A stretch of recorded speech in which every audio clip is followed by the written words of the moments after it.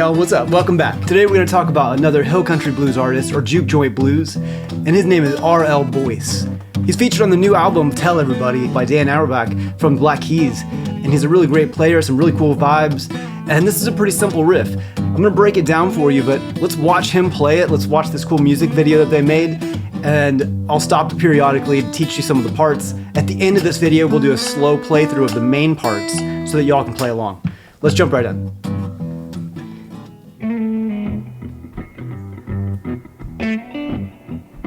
Now this is like a music video style, so it's not really a live video, but they're playing the song live.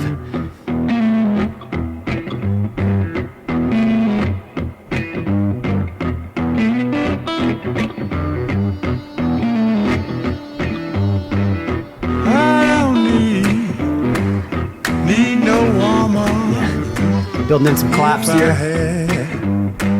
Lone and mine, I don't need.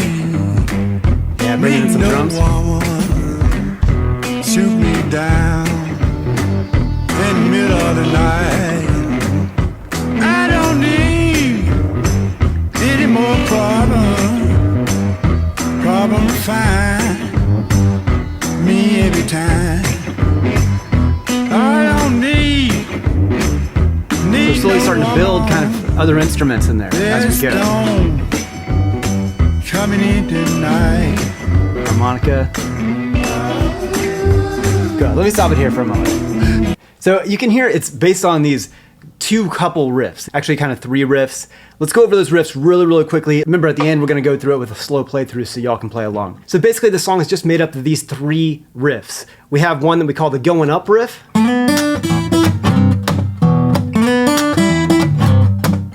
One that's called the going down riff.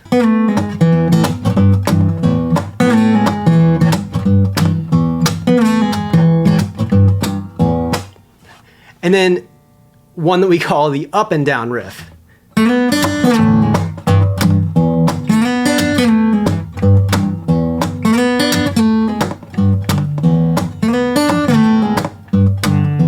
And I'm adding a little bit of some extra stuff in there too, just some extra percussion and sometimes hitting some extra notes and stuff in there, but that's all part of the style. So for you fast learners and people with good ear, listen for those three riffs as we listen to the rest of this video. And remember, at the end of this video, I'm going to slow these riffs way down and use my build method to teach you how to work your way up to playing these riffs up to full speed. And we're also going to use the metronome with that too, okay? Let's keep listening.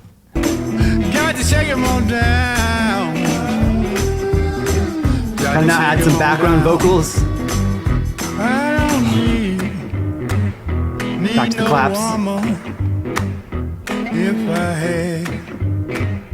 Now a lot of this is based on one chord. Let me talk about this for a moment. A lot of this is just based on one chord vamps. So in hill country blues, it's really common. It's hypnotic and it sounds really cool.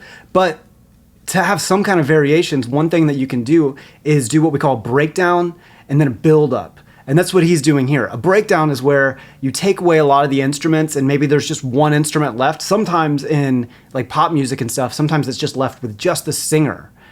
And then you start to build in and bring in more instruments, or you can come in with all the instruments right at once and it's really dramatic and it really sounds cool. What he's doing here is doing the breakdown and then a build up, kind of one instrument at a time, like starting with some claps, some harmonica, some other guitar parts, drums, and the background vocals. So let's keep going. Need a woman, shoot me down in the middle of the night. I don't want any more trouble, but she got trouble in mind. I don't need no woman. Storm coming in the middle of the night. Now some of you might be thinking, this song, oh now we're building it up a little bit more. More drums.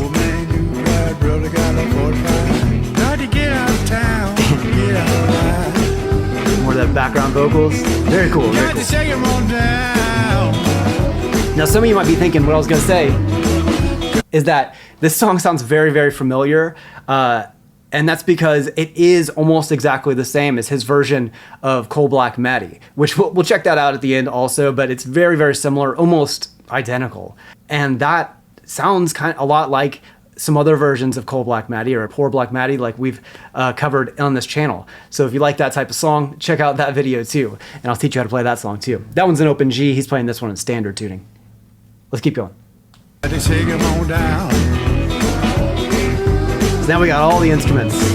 Got to shake 'em on down. Got to shake 'em on down. Got to shake 'em on down. Make sure clapping on 2, 4, 2, 4, 2. Okay. Don't clap on the 1s and 3s.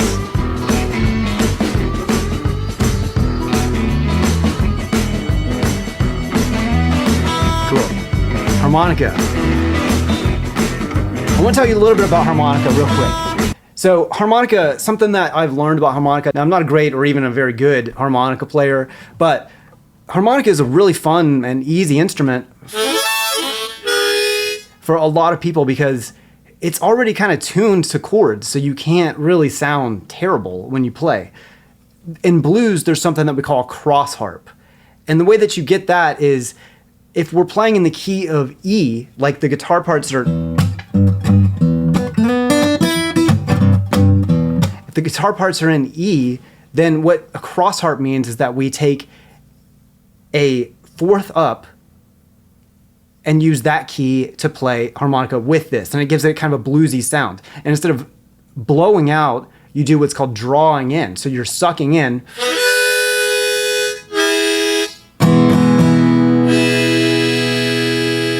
And that gives the chord for E. And then bending and stuff.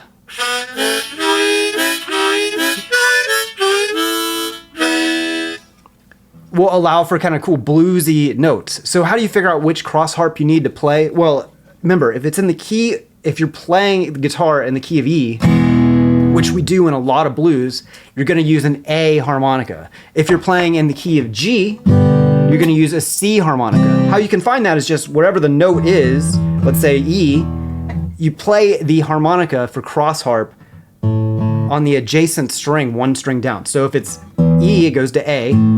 So you'll buy an A harmonica. If it's in the key of G, then it'll go over, here's G, to C. So you'll buy a C harmonica. Now, those are probably the most two common ones. So if you want to get any harmonica and you want to play some blues cross harp, I would say get one in A first, and then maybe get one in C second. Those are the two probably most common keys. But I just wanted to tell you that because it's really, really fun and really easy. A great way to stack some of the sounds for your own music if you want to do that. So let's keep watching.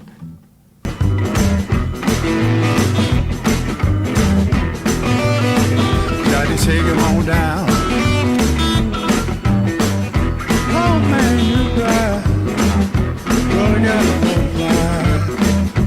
Oh man, you cry. Now, some of the people here in this crowd are famous. There are other famous artists, and I don't want to say their names wrong. So if you guys know who these other artists are, please let me know in the comments. But I'm positive that some of these other people are famous Hill Country Blues artists as well. Okay, this is the only section right there where he's actually changing the chord progression a little bit. He does it one more time here at the end. There it is, B, A, E. I'm gonna back it up here. Let's listen to that. B.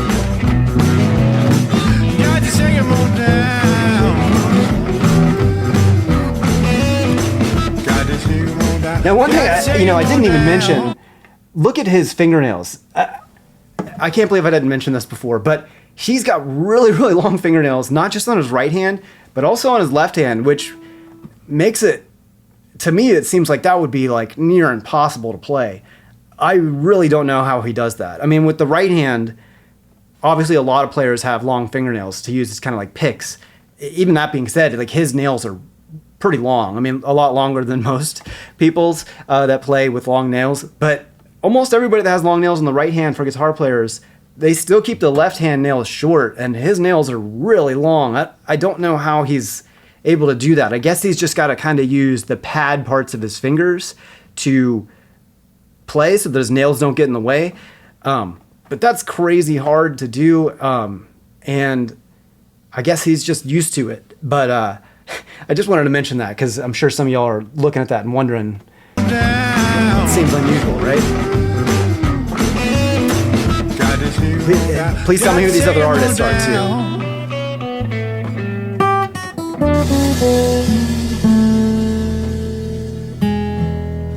Cool.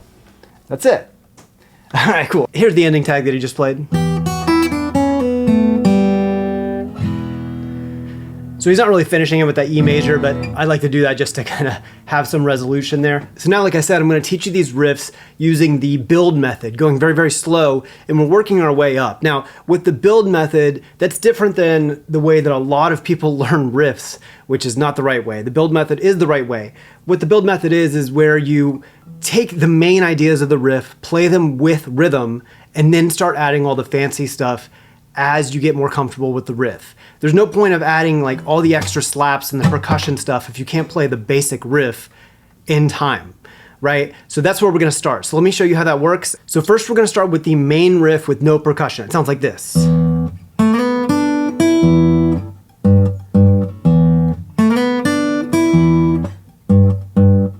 Okay, let's play that with the metronome and then just try to follow along. 1, 2, 3, 4.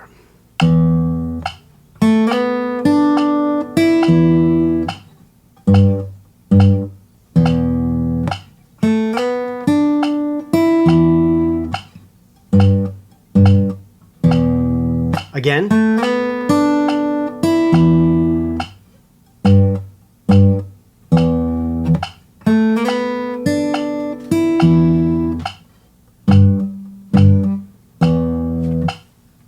A couple tips on this. One thing, when you start building up speed, sometimes I find it easier to hit the unison. So when I go up to this 5th fret here on the B string, I'll also include the E string. That's just because when the hand's going really fast, it's easier to catch those two notes.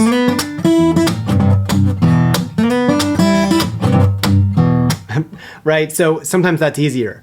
Another thing to keep in mind is the riff feels like it starts on that spot, but really that's on the and of 2. So start like this. 1, rest. All right, and then get into it. So the next part, so step 2 of the build method is we're gonna add a click on beat 2. So we can start to add some of this percussion in there, okay? So this is gonna sound like this. 1, 2, 3, 4.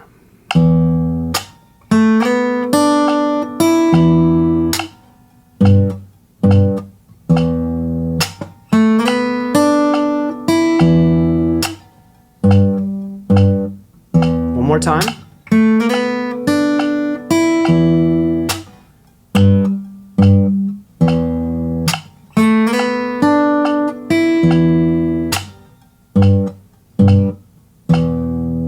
One tip on that is when you're trying to do the percussion, most of the percussion sound is going to come from the thumb clicking the lowest E string, okay? Now, this is actually pretty tricky, and I have a full course that you can check out, the links in the description, on how to do percussion for acoustic guitar. And this is really helpful for hill country blues or juke joint style blues, where they're using, you know, a lot of percussion and slaps and things like that. And if you've never done it before, it's really kind of tricky to get into, but once you get the basic steps, it's not actually that hard. Check that out if you need some extra help, but we're gonna keep moving forward on that. So just the basic tips are slapping the thumb like this to the side. Okay, so it's kind of a rotational mechanic. And then you can also extend the fingers outwards to kind of get a chord at the same time. Okay, so we're doing a lot of that type of percussion. So that's adding click on beat 2. Let's move on to the next step. And now we're gonna add a click on beat 4 as well. So now we're gonna click on beat 2 and beat 4. What you'll notice though is every time on beat 4, there's actually a note there. So we're gonna have to play this second note with a click, and that's actually a lot harder than it seems too. What we wanna do is aim for the side of the thumb, the bony part, and we're slapping down on it so it makes the click sound plus the note, okay? Again, if you need extra help on that, check out my percussion course, links in the description. Here we go, 1, 2, 3, 4.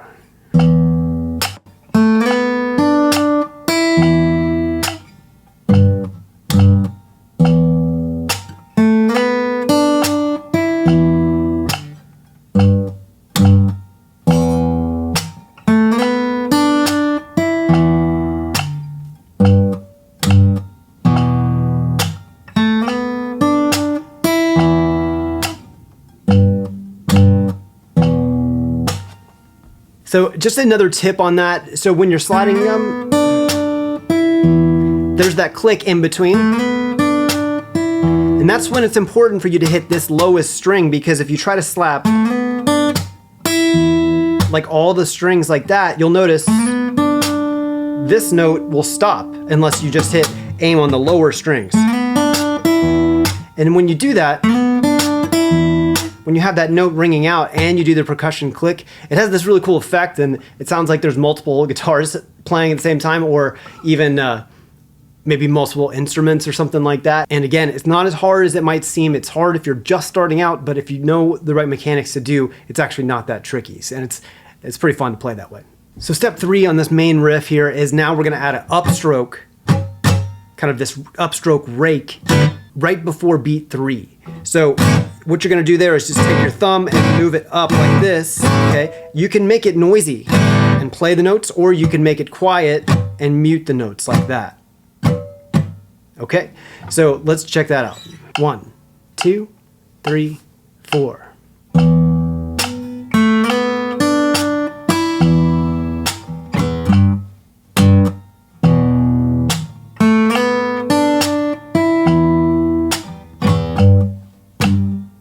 Again.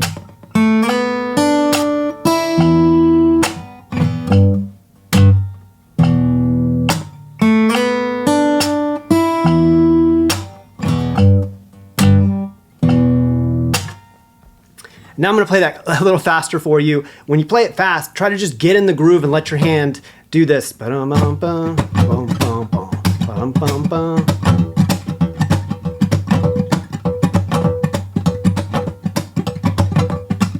of something like that. Full speed is going to sound like this.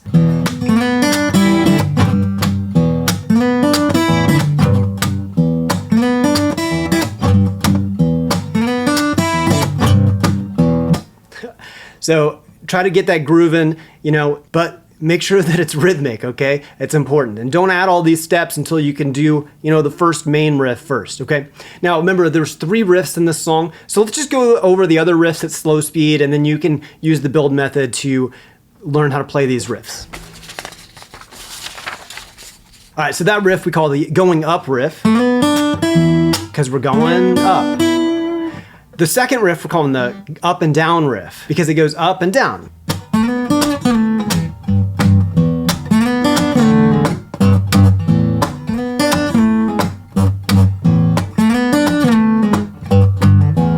One, 2, 3, 4.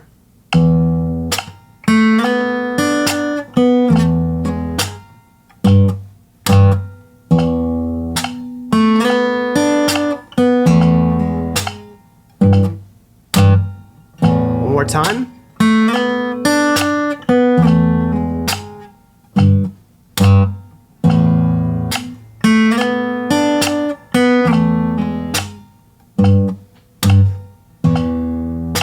And then we have the going down riff. So that one sounds like this.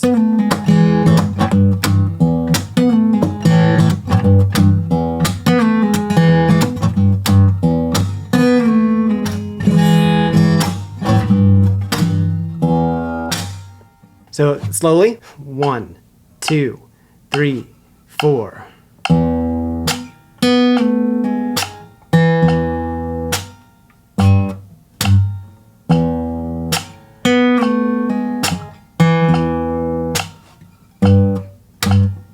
One more time.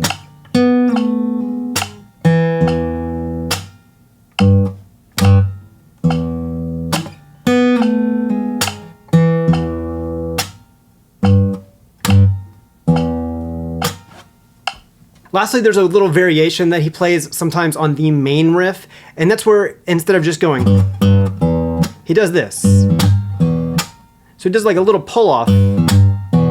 So that sounds like this.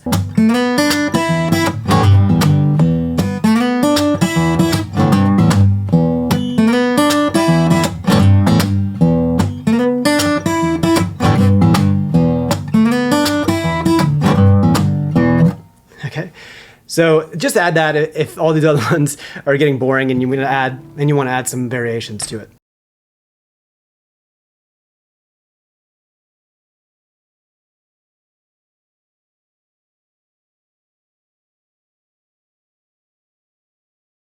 check this album out. It's really, really cool. If you want to learn other versions of Coal Black Maddie or Poor Black Maddie from other artists, check out this lesson I have up here, and I'll see you guys there. Thanks for watching.